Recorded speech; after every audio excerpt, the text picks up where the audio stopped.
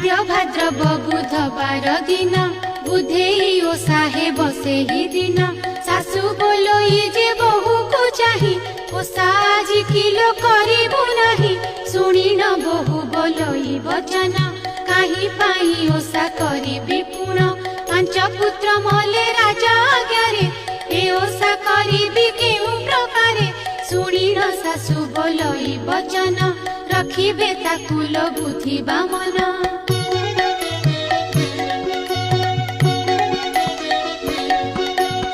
मंत्र शुणी ओषा विधि कले कोठी रे बसी हुलहुली देले बुद्धि बामन को लागी करिले ओषा सारी करे घर को गले एथु अनंतरे बुद्धि बामन जेउठारे पुत्र पड़िछि पुण सेठारे